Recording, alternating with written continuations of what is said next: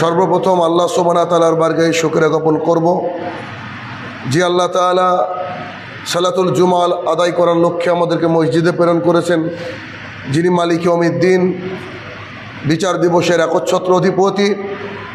সে রব্বুল ইজ্জাতের বারগাহে শুকরিয়া জ্ঞাপনার্থে আমরা বলি আলহামদুলিল্লাহ।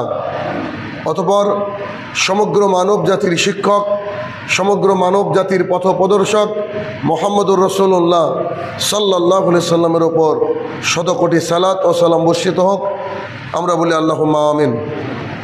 আজ জুমার সংক্ষিপ্ত খুতবার বিষয় পর্যাপ্ত বৃষ্টিপাত না হওয়ার কারণ। উক্ত বিষয়ে তথ্য এবং তত্ত্ববহুল আলোচনা করার চেষ্টা করব ইনশাআল্লাহ আজিজ। শুধুমাত্র বৃষ্টিপাত নয়, বরং আল্লাহ সুবহানাহু ওয়া তাআলার জমিনে যেই সব সুযোগ সুবিধা মানবজাতি পাওয়ার হকদার, মানবজাতি আল্লাহর তরফ থেকে পাবে বলে তারা জেনেছে, তারপরেও তারা সঠিকভাবে সেই বিষয়গুলো পায় না বা না পাওয়ার কারণ বা উল্টো কিছু হওয়ার কারণ কি, এই বিষয়গুলো আমাদের জানার দরকার। প্রথমত আমরা খুব ভালোভাবে জানি যে পৃথিবীর প্রত্যেকটা জিনিস তার নিজের আপন গতিতে, আপন নিয়মে চলে। নিয়মের বাইরে যদি আমরা কোনো কিছু করতে যাই তাহলে কিন্তু একটা বড় ধরনের অঘটন ঘটতে পারে। তার চাক্ষুষ প্রমাণ আপনি আমি সবাই জানি। তারপরে একটু কয়েকটা বিষয় উদাহরণ দিয়ে আমি হাদিসের মধ্যে ঢুকব এবং কোরআনুল কারীমের একটা আয়াত দেখব যে আজকে যে এত দাবদাহ, এত প্রচণ্ড পরিমাণে রৌদ্র উত্তাপ, তারপরে অনেক দিন প্রায় মোটামুটিভাবে বৃষ্টি হওয়ার কথা, কিন্তু 2.5 সপ্তাহ যাবৎ এই যে রৌদ্র, বৃষ্টি নেই, এর পেছনে কারণ কি? আদতে কি বৃষ্টি এমনি হয় না, নাকি আমরা এর জন্য দায়ী? এই বিষয়গুলো আমাদেরকে জানতে হবে। প্রকৃতি তার নিয়মে চলে, আর প্রকৃতিকে নিয়ন্ত্রণ করে আল্লাহ সুবহানাহু ওয়া তাআলা। আপনি আমি খুব ভালোভাবে জানি যে আমাদের মোবাইল বাড়িতে আমরা ইউজ করি, ব্যবহার করি। এই মোবাইলগুলো একটা নির্দিষ্ট পরিমাণে নির্দিষ্ট সময় তাদেরকে রিচার্জ করা লাগে।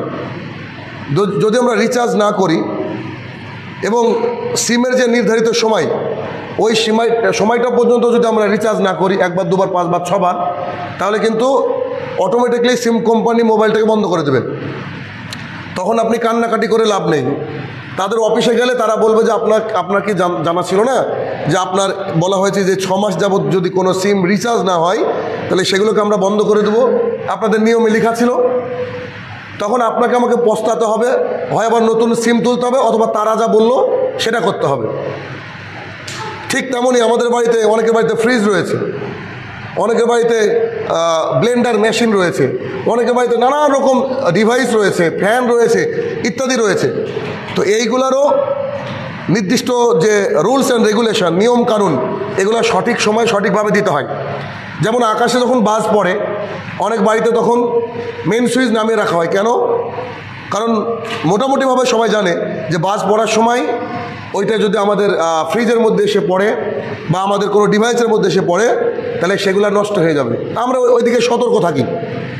ঠিক তেমনই আমাদের বাড়ি থেকে যদি আমরা কোথাও বাইরে যাই, তো বাড়িতে আমরা তালা দিই। কেন তালা দিই? কারণ বাইরের মানুষ এসে ঢুকবে, চুরি করবে, এই জন্য। তো প্রত্যেকটা জিনিসেরই একটা কিন্তু নিজের গতি আছে, নিজের নিয়ম আছে।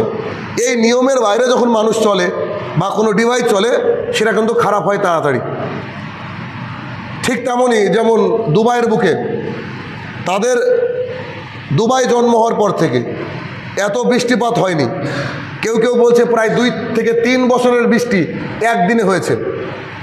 এর পেছনে কারণ কি? এর পেছনে হয়তো অনেক কারণ থাকতে পারে, তবে তাদের একটা কারণ হচ্ছে তারা ক্লাউড সেটিং করেছিল। ক্লাউড সেটিং হচ্ছে এক ধরনের একটা জিনিস। ধরেন এখানে বৃষ্টি হচ্ছে না, আমাদের এদিকে বৃষ্টি হচ্ছে না, তো বিজ্ঞানীরা মিলে কি করে বৃষ্টি তৈরি করা যায়, তার জন্য কৃত্রিমভাবে জলীয় বাষ্প তৈরি করা। তো ওরা করেছিল কি, টাকা আছে প্রচুর, মরুভূমির দেশ, বৃষ্টি দরকার, তো বিজ্ঞানীরা ক্লাউড সেটিং করেছিল। এমনভাবে প্রচুর পরিমাণে অ্যাসিড বা কোনো কিছু এইরকম জাতীয় জিনিস দিয়ে তারা জলীয় বাষ্প তৈরি করে। তো জলীয় বাষ্প এতটাই তৈরি করে ফেলে যে একদিনে যে বৃষ্টি হয়েছে 2-2.5 বছরে এত বৃষ্টি হয় না। একেবারে পুরো দুবাই লক্ষ লক্ষ কোটি কোটি টাকা দামের গাড়ি পর্যন্ত ভেসে যাচ্ছে, জনজীবন ব্যাহত, এমনকি ফ্লাইট পর্যন্ত উঠছে না।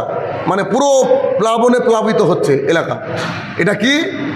এটা একটা কারণ যে তারা আল্লাহ সুবহানাহু ওয়া তাআলার রীতিনীতিকে পরিবর্তন করে তারা নিজেরাই বৃষ্টি আনার চেষ্টা করেছিল কৃত্রিমভাবে। হয়তো তারা যদি সফল হতো তারা বলতো যে ও বৃষ্টি দেওয়ার মালিক কেউ না, আমরাই সব তৈরি করতে পারি। এটা হচ্ছে মানুষের অধ্যত্বপূর্ণ আচরণ। এছাড়া আরও বহু হয়তো কারণ আছে যে পাপের কারণে এগুলো হচ্ছে, এটা স্বাভাবিক। তো প্রত্যেকটা জিনিসের জন্য আল্লাহ সুবহানাহু ওয়া তাআলা তার নিয়ম কানুন লিপিবদ্ধ করে দিয়েছে। যেমন একজন মানুষ সে যদি সালাত আদায় না করে, এ ব্যক্তি মুসলমান থাকে না। সে যতই দান খারাপ করুক না কেন, যত ভালো কাজ করুক না কেন, পৃথিবীর বুকে সবাইকে সাহায্য করুক না কেন, এই ব্যক্তি যদি কবরে যায় তাহলে সেই ব্যক্তি মুসলমান হিসেবে আল্লাহ তাআলার কাছে কবরে যাবে না। পৃথিবীতে হয়তো সে বুঝতে পারে না, কবরে গিয়ে পস্তায় যে হায় আল্লাহ আমি কী করলাম, আমি যদি বুঝতাম যে সালাত আদায় না করলে আমি মুসলমান থাকবো না, আমাকে চিরকাল ভয়াবহ জাহান্নামের আগুনে জ্বলতে হবে, তাহলে কিন্তু মানুষ সালাত আদায় করতো। কিন্তু মানুষ বুঝে না।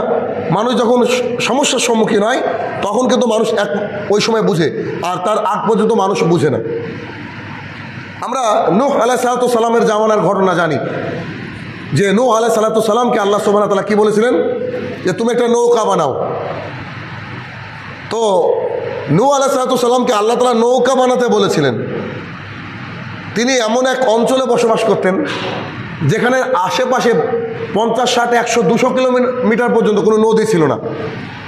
তো যে এলাকায় কোনো নদী নাই, শুধু বালি আর বালি, মরুভূমি আর মরুভূমি, ওইখানে নৌকা বানানোর কী প্রয়োজন?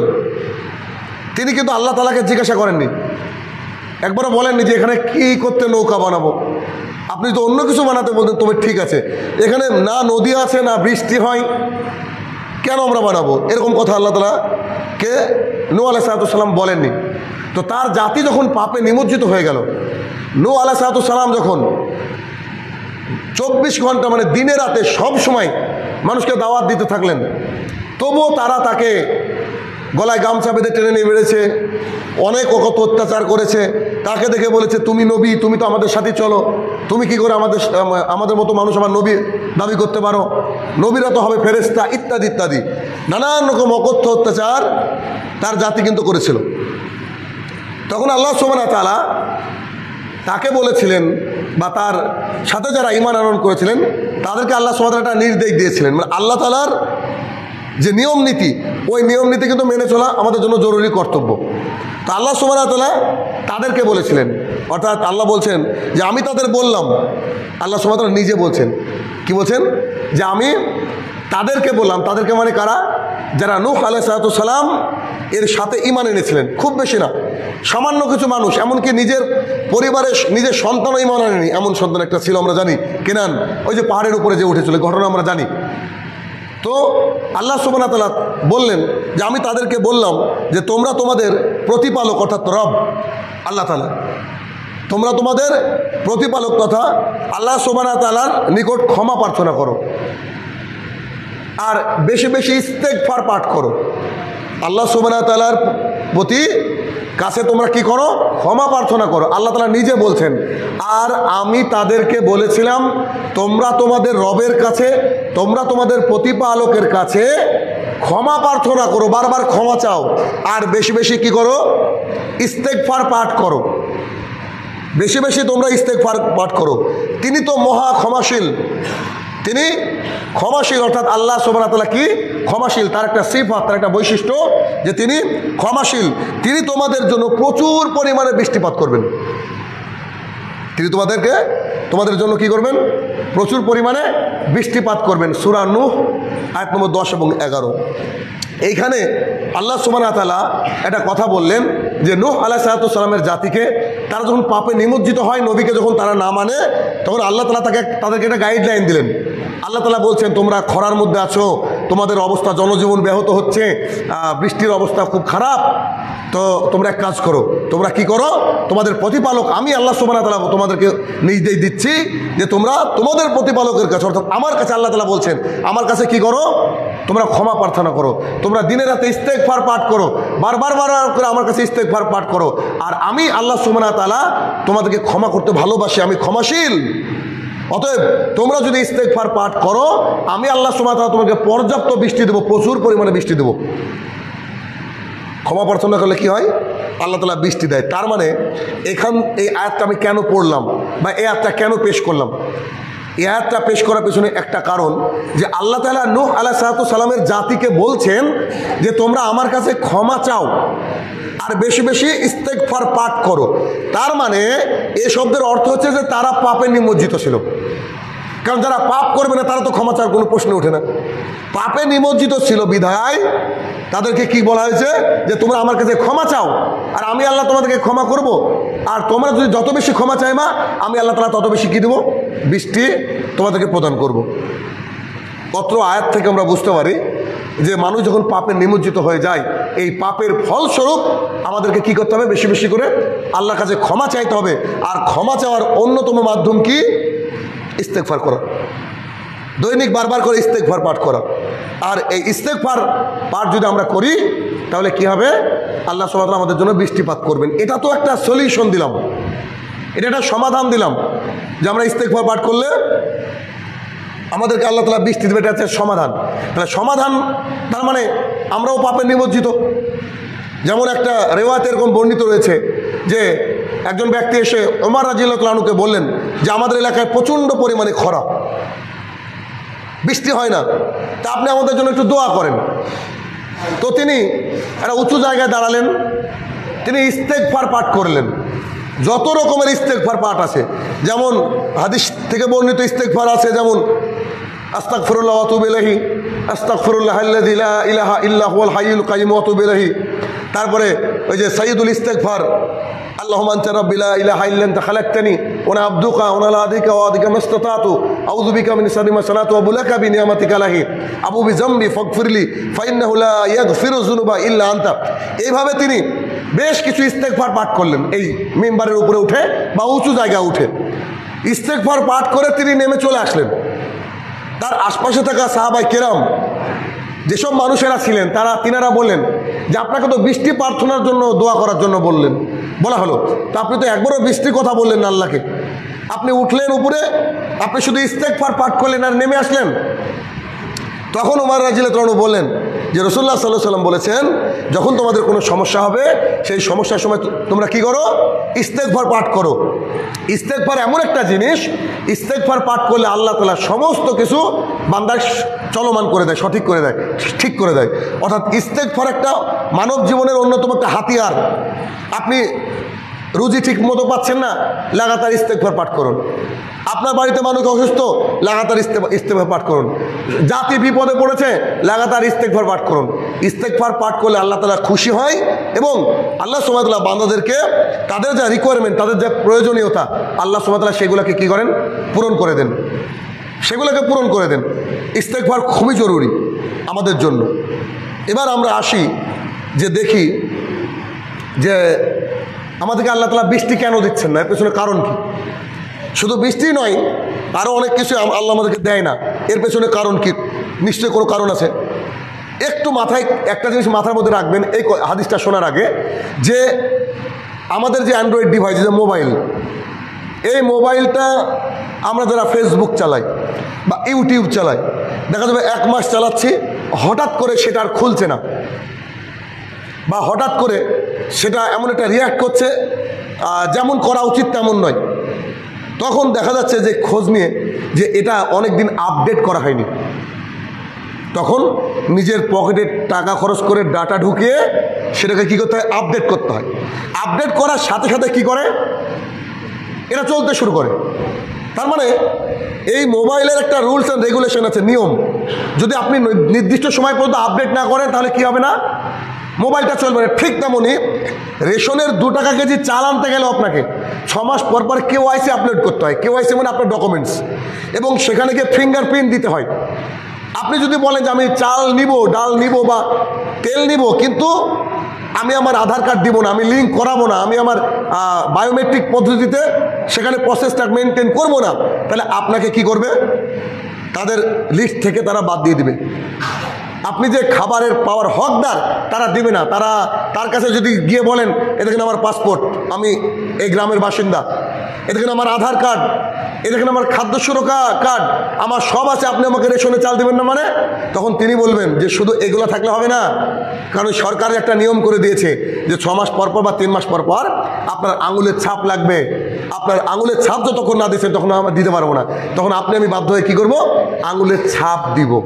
এবার বুঝেন, এইটুকু মাথার মধ্যে রেখে এবার বুঝেন, আল্লাহ তাআলা আমাদেরকে পাঠিয়েছেন, মায়ের পেটে একটা নির্দিষ্ট সময় আমাদেরকে রেখেছিলেন, তারপর আল্লাহ তাআলা এখানে পাঠিয়েছেন, তারপর আল্লাহ তাআলা আবার আমাদেরকে তুলে নেবেন।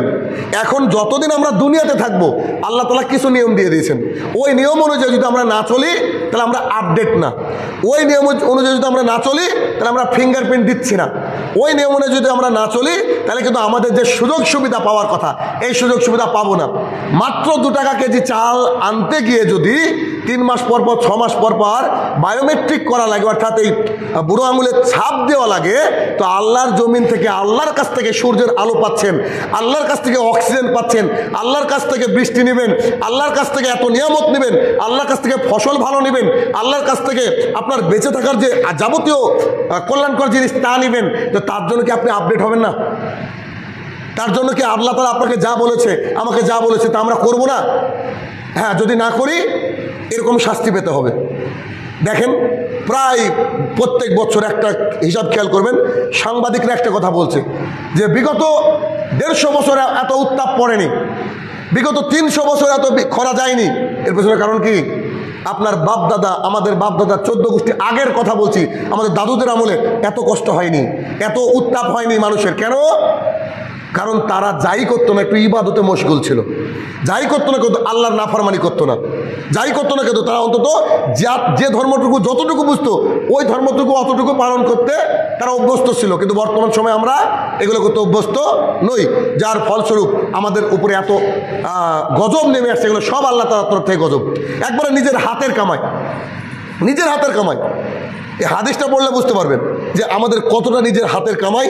যদি আমরা এই পদ্ধতি না মেনটেন করি তাহলে হয়ে যাবে। আর এখন যে হাদিসটা পেশ করব এই হাদিসটা আল্লাহ রসুল বলেছেন 1450 বছর আগে। তাহলে এমন না যে আমি নিয়ম মানালাম, এমন না যে আমি খুতবা দেওয়ার জন্য কোথা থেকে কালেকশন করলাম। তাহলে এই নিয়মটা কতদিন আগের? 1450 বছর আগে। দেখেন এখানে বলা আছে আব্দুল্লাহ ইবনে ওমর রাদিয়াল্লাহু তাআলা আনহু, ওমর রাদিয়াল্লাহু তাআলার সন্তান আব্দুল্লাহ ইবনে ওমর রাদিয়াল্লাহু তাআলা আনহু বলেন যে আমরা একবার দাঁড়িয়েছিলাম, রাসূলুল্লাহ সাল্লাল্লাহু আলাইহি ওয়াসাল্লাম আমাদের দিকে এগিয়ে আসলেন, রাসূলুল্লাহ সাল্লাল্লাহু আলাইহি ওয়াসাল্লাম আমাদের দিকে এগিয়ে আসলেন, মানে সাহাবায়ে কেরাম দাঁড়িয়েছিলেন, হয়তো আল্লাহ রসুল বাড়ি থেকে অথবা মসজিদ থেকে তাদের দিকে একটু এগিয়ে গেলেন, দিয়ে আমাদেরকে বললেন যে হে মুহাজিরগণ, হে মুহাজিরগণ। মুহাজির কারা আর আনসারি কারা এটা আমরা জানি। আনসারি মানে যারা মদিনাতে বসবাস করত, মক্কা থেকে হিজরত করে যারা গিয়েছিল তাদেরকে সাহায্য করত, ওদেরকে বলা হতো আনসারি। আর মুহাজির কারা? যারা আল্লাহ রসুলের সাথে বা পরবর্তী সময়ে বা আগে যারা হিজরত করে গিয়েছিল তাদেরকে বলে মুহাজির। আর আনসার মানে সাহায্য করে, যারা স্থানীয় লোক তারা হচ্ছে আনসার। প্রত্যেকটা অংশ আমাদেরকে বুঝতে হবে। রাসূলুল্লাহ সাল্লাল্লাহু আলাইহি ওয়াসাল্লাম আব্দুল্লাহ ইবনে ওমর রাদিয়াল্লাহু তাআলা বলেন রাসূলুল্লাহ সাল্লাল্লাহু আলাইহি ওয়াসাল্লাম আমাদের দিকে এগিয়ে আসলেন, এগিয়ে এসে বলছেন হে মুহাজিরগণ, অর্থাৎ আমাদেরকে সম্বোধন করে বলছেন হে মুহাজিরগণ, তোমরা 5টা পরীক্ষার সম্মুখীন হবে, 5টা বিপদের সম্মুখীন হবে। দেখেন 1450 বছর আগে একজন পৃথিবীর সেরা মানুষ, সেরা মানব, আল্লাহ তাআলা প্রেরিত রাসূল, কত বড় একজন বিজ্ঞানী, তিনি দাঁড়িয়ে সাহাবীদেরকে বলছেন যে শোনো সাহাবীরা, তোমাদেরকে 5টা ভয়াবহ বিপদের সম্মুখীন তোমরা হবে, তবে আমি আল্লাহর কাছে দোয়া করি যে তোমরা যেন না সম্মুখীন হও। হাদিসের শুরুর অংশ। আব্দুল্লাহ ইবনে ওমর রাদিয়াল্লাহু তাআলা আনহু বলছেন একটা হাদিস বারবার কেন বলি আমি, যাতে করে ভিতরটাকে আপনার ভিতরে ঢুকে দিতে পারে হাদিসটার ভিতর বিষয়টা, যে রাসূলুল্লাহ সাল্লাল্লাহু আলাইহি ওয়াসাল্লাম এসে আমাদেরকে বলছেন হে মুহাজিরগণ শোনো, তোমরা 5টা বিপদের সম্মুখীন হবা। আপনাকে যদি একটা গণক এসে বলে যে আপনি সামনে বছর কিন্তু আপনার বিপদ আছে, তা আপনি তার কথা কত সুন্দর করে মানবেন? অথচ আল্লাহর দূত, সবচেয়ে বড় দূত, তিনি বলছেন ও মুহাজিরগণ, তোমরা আগামী দিনে 5টা ভয়াবহ বিপদের সম্মুখীন হবা, কিন্তু আমি আল্লাহর কাছে দোয়া করি তোমরা যেন না হও। তোমরা যেন না হও। মানে আল্লাহ রসুল বুঝেছিল যে এই বিপদগুলা কত কঠিন, তাই রাসূলুল্লাহ সাল্লাল্লাহু আলাইহি ওয়াসাল্লাম বলেছিলেন যে এই তো তার জন্য আমি দোয়া করি যাতে করে তোমরা এই কাজগুলো না করো আর এই বিপদগুলো তোমাদের কাছে না ফিরে আসে। একথা বলার পর রাসূলুল্লাহ সাল্লাল্লাহু আলাইহি ওয়াসাল্লাম বলছেন, যখন তোমাদের সমাজে অশ্লীলতা বেড়ে যাবে, কি বেড়ে যাবে? অশ্লীলতা, বেহাপনা, নোংরামি, এগুলো যখন তোমাদের সমাজে বেড়ে যাবে তখন তোমাদের সমাজে যাবে মহামারীর আকারে প্লেগ। প্লেগ এটা মহামারী রোগ, তোমাদের সমাজে তখন দেখা দেবে মহামারী আকারে প্লেগ এবং অজানা কিছু রোগ। বলেন করোনার কারণ কি তাহলে? এটাই তো কারণ। অশ্লীলতা মানে একটা মহিলা বোরকা ছাড়া বাইরে যাবে, একটা মহিলা ওড়না সুন্দর করে শরীরটাকে না ঢেকে বাইরে যাবে, মানুষ জেনায় লিপ্ত হয়ে যাবে, মানুষ একে অপর মহিলা পুরুষ একে অপরের সাথে অবাধে মেলামেশা করবে, মহিলা পুরুষ একে অপরের সাথে অশ্লীলতা প্রসারে নেমে পড়বে। যখন এমন হবে তখন আল্লাহ তাআলা কি পাঠাবে? মহামারী আকারে প্লেগ এবং তোমরা জানতে না এমন রোগ তোমাদেরকে পাঠাবে।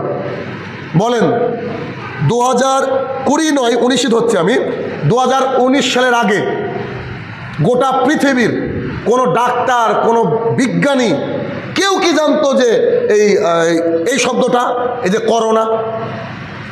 কেউ জানেনি, কেউ জানেনি করোনা কি।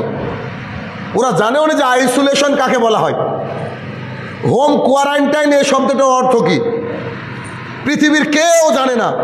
দেখেন হাদিসকে মিলান, এখন বাস্তবতা মিলান।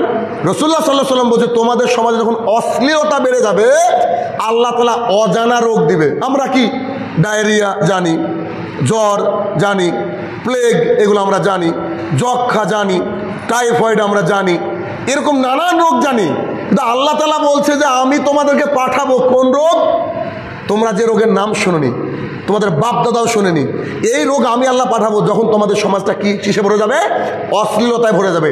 এখন এমন কোনো বাড়ি নাই প্রায় যে বাড়িতে অশ্লীলতা নাই। দেখেন আপনি, যদি এই আমাদের গ্রাম ধরে নেওয়া যায়, 95 না 98% বাড়িতে টিভি আছে, 98% বাড়িতে অশ্লীলতা দেখা হয়। গোটা গ্রামকে যদি আপনি বিচার করেন, হয়তো গোটা গ্রাম থেকে হয়তো 50 জন মহিলা পাবেন না যারা বোরকা পরে বাইরে যায়।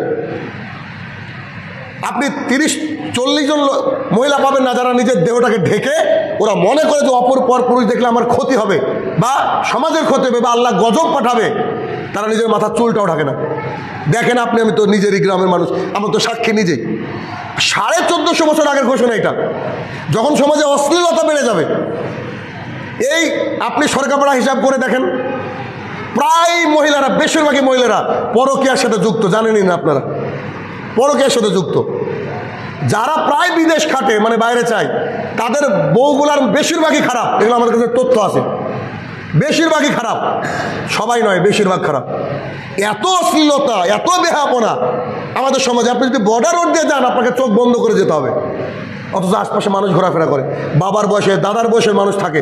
এই অশ্লীলতা, আল্লাহ রাসূল সাল্লাল্লাহু আলাইহি ওয়াসাল্লাম এই কথা 1450 বছর আগে বলেছেন যে যদি সমাজে অশ্লীলতা বেড়ে যায় তাহলে কি হবে? যে তোমাদের এমন রোগ আল্লাহ তাআলা দিবে যে রোগে তোমাদের নাম তোমরা জানতে না, তোমাদের 14 গোষ্ঠী কেউ জানতো না। করোনা শুনেছেন, কোভিড-19 শুনেছেন, আবার সামনে দেখেন কি আসলো বলে, আবার কি আসলো বলে, এগুলো আমরা কেউ শুনিনি, হয়তো এটা আসবে। এখন আমি আমার পরিবারকে শুধরে আমি কি করবো বলেন? কারণ সবারই যদি মহামারীতে আক্রান্ত হয়, তাহলে যদি একটা এলাকায় 100টা পরিবার থাকে, 10টা পরিবার দিন ইসলামকে মেনে চলে, 10টা পরিবার বউ বিটিকে পর্দা করায়, 10টা পরিবার একটু মেনটেন করে, 90 জনের জন্য আল্লাহ যে গজব দিবে, আল্লাহকে আমাদের 10 জনকে ছাড়বে? ছাড়বে না। তাহলে যতক্ষণ না আমরা মানুষকে বোঝাতে পারছি যে আপনারা অশ্লীল হয়েন না, আপনাদের শরীরের মূল্যটা অনেক। রাসূলুল্লাহ সাল্লাল্লাহু আলাইহি ওয়াসাল্লাম বলেছেন, আবু হুরায়রা রাদিয়াল্লাহু আনহু বর্ণনা করেছেন যে গোটা পৃথিবীটা সম্পদ, গোটা পৃথিবীটা সম্পদ। আপনি ডোমকুলের বুকে 1 কাঠা জমি কিনতে গেলে এখন 1 কোটি টাকা দাম, এমনও জায়গা আছে। অথচ আল্লাহ রাসূল সাল্লাল্লাহু আলাইহি ওয়াসাল্লাম বলছে গোটা পৃথিবীটা হচ্ছে সম্পদ, আর তার মধ্যে সবচেয়ে দামি সম্পদ হচ্ছে আল মারাতুস সালেহা, নেককার বউ। মেয়েরা এত বড় সম্পদ, অথচ এই মেয়েরা অশ্লীলতায় একদম শেষ হয়ে গেছে। প্রায় সব স্কুলে যখন ছেলে মেয়েরা যাচ্ছে, আপনি বড় রোডে গেলে বুঝতে পারবেন পরিস্থিতি কত ভয়াবহ। এদের কারণেই আল্লাহ তাআলা কি বলছেন, আমি এমন রোগ পাঠাবো যে রোগটা তোমরা জানতে না। তাহলে এবার যদি এই যে করোনা আসলো, এরপর আরও রোগ আসবে, এরপর আরও রোগ আসবে, তখন আমরা কি বলবো, আল্লাহ আমরা এত ইবাদত করি আর তুমি আমাদেরকে দেখতে পেলা, আমাদেরকে রোগ দিলা, এই সেই না। আপনাকে জানিয়ে দেওয়া হলো এগুলো হচ্ছে আপনার আমার পাপের ফল। আল্লাহ রসুল বলেছেন এটা করলে এটা হবে। ঠিক যেমন করে মোবাইল কোম্পানি বলেছে আপডেট না করলে চলবে না, আপডেট না করলে চলবে না, ঠিক তেমনই আমরা যখন এই অশ্লীলতা না রুখবো এলাকায়, তখন কিন্তু মহামারী আসবে। রাসূল সাল্লাল্লাহু আলাইহি ওয়াসাল্লাম এক নম্বর বাক্য এভাবে বললেন ওই সাহাবীদেরকে। এরপর রাসূল সাল্লাল্লাহু আলাইহি ওয়াসাল্লাম বললেন, শোনো, তোমরা ওজনে কম দিও না। তোমরা যেদিন পরিমাপে কম দিবে, ওজনে কম দিবে, সে যে কোনো মাপের ওজন হতে পারে, তোমরা যখন ওজনের মধ্যে কারচুপি করবে, কম দেওয়া হোক আর কারচুপি, কম দেওয়া আর কারচুপি একই জিনিস, যে ওজনে কম দিবে, তখন কি হবে, তখন তোমাদের দুর্ভিক্ষ আসবে। কি আসবে? দুর্ভিক্ষ। মাঠে ফসল ভালো হবে না, মানুষ খাওয়ার অভাবে মারা যাবে। শুধু তাই নয়, তোমাদের উপরে এমন শাসক দিয়ে দেওয়া হবে যে শাসক তোমাদের উপরে অত্যাচার করবে। বলেন এবার, 1450 বছর আগের কথা মনে হচ্ছে আজকে আল্লাহ রসুল এখন দাঁড়িয়ে বলছে। আমাদের ভারতবর্ষকে খেয়াল করে আল্লাহ রসুল কি বলছে? আল্লাহ রসুল কি বলছে? তোমরা যেদিন ওজনে কম দেবে, ওজনে যেদিন তোমরা ওজনে কম দেওয়া শুরু করবে, সেদিন আল্লাহ সুবহানাহু ওয়া তাআলা কি করবে, তোমাদের মধ্যে দুর্ভিক্ষ দেবে। দুর্ভিক্ষ মানে তোমরা না খেতে পেয়ে মরবা, ফসল সেই মানের হবে না যে মানের ফসল হওয়া দরকার ছিল। এক। দুই, যে তোমাদের উপরে এমন শাসককে দেওয়া হবে যে শাসক তোমাদের উপরে অত্যাচার করবে। বলেন এবার, শাসক তো ভালোই পেয়েছি আমরা, কোনো অত্যাচার নাই। সামনে দিন টিকতে পারেন কেন ভারতবর্ষে দেখেন। এখন যদি বলে যে আমাদের উপরে এমন শাসক, ভাই ভোট দিয়ে কিসের ভোট? জনগণের বাবার ক্ষমতা নাই কাউকে নির্বাচন করা, এটা আল্লাহর তরফ থেকে হয়। আপনি আমি আজকে যদি ওজনে কম দেয়া বদ্ধ করি, তো কাল আমাদের প্রধানমন্ত্রী ভালো লোক হবে, আল্লাহ তাআলা বসাবে তাকে। কি করে বসাবে এটা আল্লাহ তাআলার ব্যাপার। কিন্তু দুঃখিত কি, আজকে ওজনে কম দেওয়া হয়। যারা ধর্ম একটু কম মানে, বা যারা নিজেকে ওইরকমভাবে খালি শুক্রবারে আসে এরকম লোক, এরা তো ভয় ডরই নাই। আপনি প্রায় জায়গায় দেখেন যারা পাটের বিজনেস করছে, দাড়ি পাল্লা আপনি চেক করে দেখেন, খালি পাটের বিজনেস কেন, মুদিখানার দোকান দেখেন, বা নানানভাবে আপনি খালি দেখেন, যারা যে বিজনেসের সাথে যুক্ত, দেখেন আপনার ওই দাড়ি পাল্লাই ওজন কম বেশি দেওয়া হয়। আর যারা ওজন কম বেশি দেয়, আর যদি সমাজে এটা বেড়ে যায়, অতিরিক্ত পরিমাণে ওজনে কম বেশি দেওয়া শুরু করে, তাহলে কি হবে? দুর্ভিক্ষ পাঠাবে আল্লাহ তাআলা, মানুষে না খেয়ে মরবে। আর সেই সাথে কি হবে? দুর্ভিক্ষর সাথে সাথে আল্লাহ সুবহানাহু ওয়া তাআলা বলছে তোমাদের উপরে অত্যাচারী শাসককে চাপিয়ে দেওয়া হবে। বুঝেন এবার আমাদের উপরে কেন অত্যাচারী শাসক, এটার বলার অবকাশ রাখে না। খুতবাটা ভালো করে মাথার মধ্যে মনে রাখবেন আজকে। এরপরে 3 নম্বর পয়েন্ট, এটা আমাদের টপিক, আজকের টপিক। একটা হাদিস বলতে গিয়ে এটা আজকের টপিক। জাকাত যদি না দেওয়া হয়, যারা জাকাত দিবে না, যদি জাকাত একটা সমাজে না দেওয়া হয়, আল্লাহ তাআলা আকাশ থেকে বৃষ্টিকে বন্ধ করে দেবেন। আল্লাহ সুবহানাহু ওয়া তাআলা শুধুমাত্র বৃষ্টি দিবেন পশু পাখি প্রাণীর জন্য। হাদিস, এই হাদিসের 5টা কারণের একটা কারণ জাকাত না দেওয়া। জাকাত কি আমরা আলোচনা করেছি। জাকাত হচ্ছে 2 ভাগে বিভক্ত। একটা হচ্ছে ওসর মানে ফসলের জাকাত, আর একটা হচ্ছে আর্থিক সচ্ছলতার জাকাত। তাহলে যারা জাকাত দিবে না, যখন জাকাত দেবে না একটা সমাজ, তখন আল্লাহ তাআলা বৃষ্টি বর্ষণ করা বন্ধ করে দেবে। এবার বলেন দেখি, যে বৃষ্টি হচ্ছে না মানে এই দেশের লক্ষ লক্ষ মানুষ জাকাত দেয় না, ওষুধ দেয় না, কৃষকরা ওষুধ দেয় না।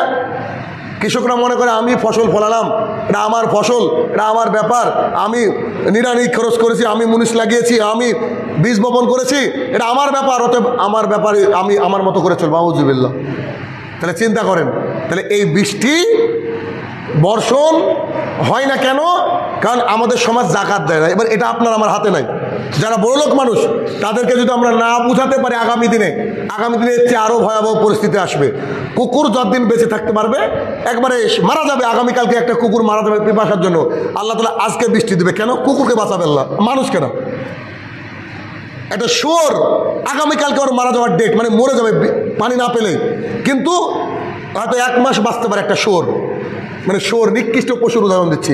1 মাস বাঁচতে পারে, 29 দিনের দিনে আল্লাহ বৃষ্টি দিবে। কার জন্য? শুয়োরের জন্য। আল্লাহ সৃষ্টি জীব, মানুষের জন্য আল্লাহ তাআলা বৃষ্টি দিবেন না কেন? ওই মানুষটা তার যাকাত প্রদান করে না। তাই বলেন তাহলে এই পাপকে কি করে ঠেকাবেন? এই পাপকে ঠেকানোর হাত তো আমাদের নাই। এরা যে বড় লোক যাদের টাকা আছে তারা জাকাত দেয় না, যারা ফসলের ওসর তোলে তারা নিজের সম্পত্তি মনে করে, এরা ফসলের জাকাত দেয় না, ওসর দেয় না, যার ফলে আগামী দিনে আরো ভয়াবহ আসবে। কিচ্ছু কোনো টেকনোলজি কোনো কিছু না, এটা আল্লাহ তাআলার টেকনোলজি, এটা আল্লাহ তাআলার টেকনোলজি। এখন আল্লাহ রাসূল সাল্লাল্লাহু আলাইহি ওয়াসাল্লাম নাই, যে একজন সাহাবী যেমন আসলেন, এই ঠিক এমনভাবে আল্লাহ রাসূল সাল্লাল্লাহু আলাইহি ওয়াসাল্লাম খুতবা দিচ্ছিলেন। খুতবা দেওয়ার সময় একজন ব্যক্তি আসলেন, সম্ভবত বেদুইন, তিনি এসে বলছেন, আল্লাহ রাসূল সাল্লাল্লাহু আলাইহি ওয়াসাল্লাম, আমরা একবারে মারা যাচ্ছি, এলাকায় চরম খরা অবস্থা, খুব ভয়াবহ, একটু আমাদের জন্য বৃষ্টির জন্য দোয়া করেন না। ওই ব্যক্তি বলছেন, রাসূল সাল্লাল্লাহু আলাইহি ওয়াসাল্লাম আমাদের জন্য বৃষ্টির দোয়া করলেন। আমি বাড়ি ফিরে গেলাম, এত বৃষ্টি হলো। পরের সপ্তাহে জুমাতে আমি উপস্থিত হয়ে বললাম, আল্লাহ রাসূল আমাদের জন্য বৃষ্টি বন্ধের দোয়া করেন, কারণ আমাদের মাল জান সব ভেসে যাচ্ছে। আল্লাহ রাসূল দোয়া করেছিলেন। এই যে সালাতুল ইস্তিসকারের সালাত চলছে গোটা বিশ্ব জুড়ে, এখন বাংলাদেশে চলছে, আমাদের ইন্ডিয়াতে নানান জায়গায় সালাতুল ইস্তিসকারের সালাত চলছে। তো সালাতুল ইস্তিসকার পড়তে হবে, কথা সত্য, কিন্তু পড়ে আপনি কি করবেন বলেন? পড়ে কি করবেন? আল্লাহ কি করে আপনার কথা শুনবেন? আল্লাহ আপনাকে যে নিয়ম নীতি দিয়েছে, আমাদের যে নিয়ম নীতি দিয়েছে, এই নিয়ম নীতি তো আমরা মানিনি। পরিস্থিতি তো এত ভয়াবহ এখন আসেনি, আরও আসবে, আরও পরিস্থিতি আসবে। কত যে ভয়াবহ পরিস্থিতি হবে এটা আল্লাহ তাআলা একমাত্র জানে। আমরা অন্তত সুখে আছি আমি মনে করি। আমি এই 2 দিন বেলডাঙায় কাটালাম, পরিবার সহ বেলডাঙায়। আমি খালি বলেছিলাম যে তোমরা খালি দেখো, আল্লাহর নিয়ামতের শুকরিয়া আদায় করো। আমরা দিনাজপুরে, আমি জানতাম যে দিনাজপুরে পানি পাওয়া যায় না, একটা টিউবওয়েল বসাতে 60 থেকে 80 হাজার টাকা খরচ। যারা বড়লোক মানুষ তাদের বাড়িতে শুধুমাত্র ওই সাবমার্সিবল বসানো আছে, তারা পানি পায়, বাদ বাকি এই যে সরকারের দেওয়া পানিতে অপেক্ষা করে। তো বেলডাঙায় যে এই ক্রাইসিস আমার জানা ছিল না। বেলডাঙায় 2 দিন মানে পেশাব করবেন, পায়খানা করবেন, তার পানির অভাব, বলে দিয়েছে যে এইটুকু পানি এরপরে আর নাই। বলেন কি পরিস্থিতি? 2030 সালের 40 সালের দিকে পানি হয়তো পাবেনই না। আল্লাহ তাআলা এই কথাই কোরআনুল কারীমের মধ্যে বলেছে, একদিন সকালবেলায় উঠে তোমরা যদি দেখো তোমাদের কুয়োগুলো শুকিয়ে গেছে, তোমাদের টিউবওয়েলগুলো অকেজ হয়ে গেছে, সেদিন তোমরা কি করবা? হয়তো আমরা ওই দিন দেখবো সবাই বসে থেকে মারা দেবো, একে অপর দিকে চেয়ে থেকে মারা যাবো। এর পেছনে কারণ কি? একই জিনিস। কারণ বৃষ্টি হয় কেমন করে আল্লাহ কোরআনে বলেছে, আর আমাদের বিদ্বানরা ভূগোলে বলেছে, আমরা সবাই পড়েছি যে কি নদী নালার পানি বাষ্প হয়ে আকাশে উড়ে যায়, আকাশে মেঘমালা প্রতিস্থাপিত হয়, তারপরে ওটা বৃষ্টি হয়ে ঝরে। এখন নদী নালাই তো নাই, বৃষ্টি হবে কি করে? আর নদী নালা তৈরি হয় উপরের বৃষ্টির কারণে। সব কিছু আল্লাহ তাআলার হাতে। কিসের বিজ্ঞান? আর্টিফিশিয়াল কোনো কিছু চলে না, সব আল্লাহর হাতে। কারণ বৃষ্টি হতে গেলে নিচে পানি লাগবে, আর এই পানি সমুদ্র হোক আর নদী হোক উপরে উড়ে চলে যাবে। তো উপরে উড়বে, তার আগে তো আল্লাহকে পানি দিতে হবে পৃথিবীতে। আল্লাহ পানি দিবেন না কতক্ষণ? যতক্ষণ আমরা আমাদের জাকাতকে কনফার্ম করছি। জাকাতকে দেখতে হবে। তাহলে আমাদেরকে চেষ্টা করতে হবে কি, যে আমরা যেন সঠিকভাবে যাদের জাকাত হয়েছে জাকাত দিই, এবং এইসব বক্তৃতাগুলো বেশি বেশি প্রচার করা, মানুষের সামনে গিয়ে বেশি বেশি বলা যে আপনারা জাকাত দেন, নইলে আমাদের আগামী দিনের পরিস্থিতি খুব ভয়াবহ। আল্লাহ তাআলা আমাদেরকে এই ভয়াবহ পাপ থেকে বাঁচার তৌফিক আতা করুক। আল্লাহুম্মা আমিন। আলহামদুলিল্লাহ ওয়াহদা ওয়াসসালাতু ওয়াসসালামু আলা মান লা নাবিয়্যা বা'দা, আম্মা বাদ। 3 নম্বর কারণ আমরা দেখলাম যে আমরা যদি জাকাত প্রদান না করি তাহলে কি হবে? আমাদেরকে আল্লাহ তাআলা বৃষ্টি দেবেন না। এরপরে 4 নম্বর বিষয় আল্লাহ রাসূল বলেছেন যে আল্লাহ এবং আল্লাহ রসুলের যে অঙ্গীকার, আল্লাহ এবং আল্লাহ রসুলের অঙ্গীকার কি? সালাত আদায় করা, সিয়াম পালন করা, জাকাত দেওয়া, দ্বীন ইসলামকে পরিপূর্ণ মেনে চলা, যেমন করে মানে দান সাদকা করতে বলেছেন তেমন দান সাদকা করা, আল্লাহর নিয়ম নীতিতে চলা, পর্দা করা, হারাম থেকে দূরে থাকা। এই আল্লাহ এবং আল্লাহ রসুলের অঙ্গীকার যদি কেউ না মেনে চলে, তাহলে আল্লাহ তাআলা তোমাদের উপরে জাতীয় দুশ্মনদেরকে লেলিয়ে দিবে। মানে জাতীয় দুশ্মনদেরকে কি করবে? লেলিয়ে দিবে। জাতীয় দুশ্মনদেরকে তোমাদের উপরে লেলিয়ে দিবে। বেলডাঙা, হয়তো বেলডাঙা রেজিনগর মসজিদের মধ্যে বোম্বিং করা হয়েছে, বহু মুসলমানকে পিটিয়ে হসপিটালে পাঠানো, বেল নেওয়ার মতো জায়গায়, রেজিনগরে সংবাদপত্র পর্যন্ত দেখেনি এ ঘটনা। OC-IC সব বদল হয়ে গেছে, দেখেন দুনিয়া, কিচ্ছু করার নাই। কোনো সংবাদপত্র এটাকে কভার করেনি। দুটো সংবাদকে দেখলাম কভার করেছে, তারা উল্টো বলেছে। তারা বলেছে যে মুসলমানরা হিন্দুকে মেরেছে। নেন এবার কী ভাবছেন আগামী দিন সব আমাদের পাপের ফল? কিচ্ছু করে না, দাঁড়িয়ে থেকে মরতে হবে। দেখেন এইখানে বলা হচ্ছে যে আল্লাহ এবং আল্লাহ রসুলের নিয়ম নীতি অঙ্গীকার যদি না মানে আল্লাহ তাআলা কি করবেন? জাতীয় দুশ্মনকে তোমাদের উপরে বিজয় দান করবেন। জাতীয় মানে বুঝেন, আপনার জাত না যারা, তাদের উপরে তাদেরকে চাপিয়ে দেওয়া হবে। দেখেন আমাদেরকে তাদের উপরে চাপিয়ে দেওয়া হচ্ছে। একটা হাদিস এখনো শেষ করিনি আমি। এরপরে রাসূলুল্লাহ সাল্লাল্লাহু আলাইহি ওয়াসাল্লাম শেষ কথা বলেন। আব্দুল্লাহ ইবনে ওমর রাদিয়াল্লাহু আনহু বলছেন, আমরা দাঁড়িয়ে দাঁড়িয়ে শুনছিলাম এই ঘটনা। রাসূলুল্লাহ সাল্লাল্লাহু আলাইহি ওয়াসাল্লাম আমাদের দিকে এগিয়ে আসছিলেন আর বলছিলেন যে আল্লাহ সুবহানাহু ওয়া তাআলার কিতাব ছাড়া যারা ফায়সালা করে, বিচার ব্যবস্থা পরিচালনা করে, আল্লাহর কিতাব না দিয়ে যারা বিচার ব্যবস্থা পরিচালনা করে, আল্লাহ তাআলা কি করবে? যে মুসলমানের মধ্যে যুদ্ধ লাগিয়ে দেবে। দেখেন হানাফি, আহলে হাদিস, খারেজি, মুতাজিলা, ফুলতলি, আটরশি, ফুরফুরা, সরসিনা সব নিজেদের মধ্যে আপোষে দ্বন্দ্ব। কেন? কি কারণে দ্বন্দ্ব? কারণ আল্লাহর কিতাব দিয়ে যতক্ষণ আমরা দিন প্রচার করব, ফায়সালা করব, অতক্ষণ আল্লাহ তাআলা আমাদেরকে মারাবেন, আমাদের মধ্যে যুদ্ধ লাগিয়ে দেবেন। আল্লাহ তাআলা নিজে বলছেন, আল্লাহ রাসূল সাল্লাল্লাহু আলাইহি ওয়াসাল্লামকে দিয়ে এটা বলালেন। একটা হাদিস। এবার ভাবেন, হাদিস তো ইবনে মাজার 4019 4019, হ্যাঁ 4019 নম্বর হাদিস। এই একটা হাদিস আমরা বুঝতে পারলাম যে যত এরকম অন্যায় হচ্ছে, এই প্রত্যেকটা অন্যায় কি কারণে? আমাদের নিজের জন্য। আর একবার একটু বলে দিই, অশ্লীলতা যদি বেড়ে যায় সমাজে, তাহলে কি হবে? আল্লাহ তাআলা মহামারী পাঠাবে, এমন রোগ পাঠাবেন যে রোগটা আমরা সেই রোগের নাম শুনিনি। 2, যখন আমরা ওজনে কম দিব, তখন এলাকায় কি হবে? দুর্ভিক্ষ হবে। আর এই দুর্ভিক্ষের সাথে সাথে এমন হবে যে শাসকের অত্যাচার আমাদের উপরে নেমে আসবে, যার বাস্তব প্রমাণ আপনারা আমরা নিজে। 3, যাকাত যদি না দেওয়া হয়, আল্লাহ তাআলা আকাশ থেকে বৃষ্টি বন্ধ করে দেবেন, শুধু পশু পাখির জন্য আল্লাহ তাআলা বৃষ্টি দিবেন। তার মানে পশু পাখি না থাকলে আল্লাহ তাআলা বৃষ্টি দিতেন না।